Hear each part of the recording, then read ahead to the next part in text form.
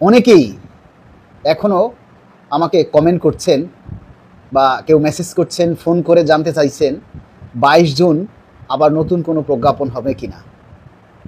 ভাই, একটা কথা পরিষ্কারভাবে শুনুন। 24 সালের শেষের দিকে অন্তর্বর্তীকালীন সরকার আমাদের আন্দোলনের পরিপ্রেক্ষিতে একটা মহার্ঘ ভাতা কমিটি করেছে। জানুয়ারি মাসের দিকে অর্থ উপদেষ্টা বললেন কিসের কমিটি আমি তো জানি না।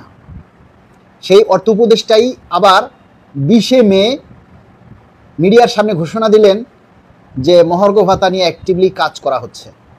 কমিটিকে বলা হয়েছে কমিটি ডিসিশন দিবে।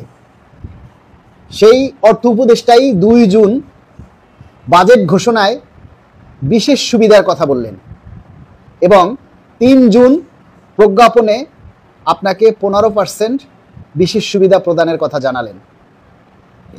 সেই সরকার আপনাদেরকে আবার 22 জুন আবার একটা পরিপত্র দিবে, পরিপত্র জারি করবে, আবার মহার্ঘ ভাতার প্রজ্ঞাপন হবে। এই সমস্ত কথাগুলি যারা প্রচার করে আর আপনারা যারা এই কথা লাইক কমেন্ট শেয়ার করেন আর আপনারা এই সমস্ত কথা যারা শুনতেছেন, তারা পাগল না আপনারা পাগল না আমি পাগল আসলে বুঝতে পারতেছি না। আপনি কিভাবে চিন্তা করেন যেখানে 15% বিশেষ সুবিধা এত কিছুর পরে বাজেটে আসলো, আবার 22 জুন আপনাদেরকে আবার পরিপত্র দিবে, আবার এটার প্রজ্ঞাপন হবে মহার্ঘ ভাতার। এটা আশা করাটা এটা তো পাগলের চাইতেও খারাপ। পাগলের তো ন্যূনতম সেন্স থাকে, আপনাদের তো সেই সেন্সটাও নাই। এই সমস্ত ফেক নিউজগুলি আপনারা কোথায় পান আর এগুলি কেন প্রচার করেন? আমরা এই যে সকাল থেকে উঠে রাত পর্যন্ত আপনাদের বেতন বৃদ্ধির কথা নিয়ে এত বকবক করি, এত কথা বলি, কই এগুলি তো আপনারা শেয়ার করেন না, এগুলি তো আপনারা প্রচার করেন না। যেটা প্রচার করলে আপনার এই বিশেষ ভাতা সংশোধনের সুযোগ আছে, যে কথাটা প্রচার করলে, যে দাবিগুলি প্রচার করলে, যে কথাগুলি সরকারের উচ্চ মহলে তুলে ধরার জন্য আপনাদের সহযোগিতা দরকার, আপনাদের একটা লাইক কমেন্ট শেয়ার দরকার, সেগুলি আপনারা করেন না। আপনারা একটা ফেক নিউজ হলে সেগুলি সবাই শেয়ার করেন, সেগুলিতে সবাই লাইক কমেন্টস করেন।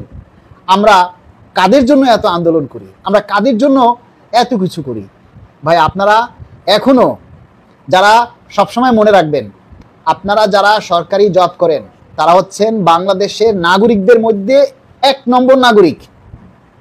কারণ বাংলাদেশে সরকারি কর্মচারী হচ্ছে 14 লক্ষ আর বাংলাদেশের জনগণ হয়েছে 20 কোটি। এই 20 কোটি মানুষকে কোনো না কোনোভাবে এই 14 লক্ষ মানুষ সেবা দেয়। এই 14 লক্ষ মানুষ তাদের শিক্ষা দেয়, নিরাপত্তা দেয়, তাদের খাদ্য দেয়, বস্ত্র দেয়, বাসস্থান দেয়, সব রকমের সুযোগ সুবিধাগুলি এই 14 লক্ষ মানুষ রাষ্ট্রের উন্নয়নের কাজে অংশ নিয়ে দেশের 20 কোটি মানুষকে সেবা দেয়।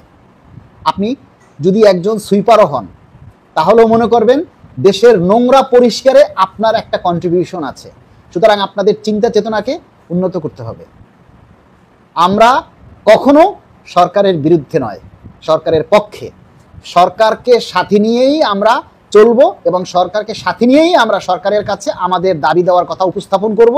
সেগুলি প্রচার করা আপনাদের দায়িত্ব।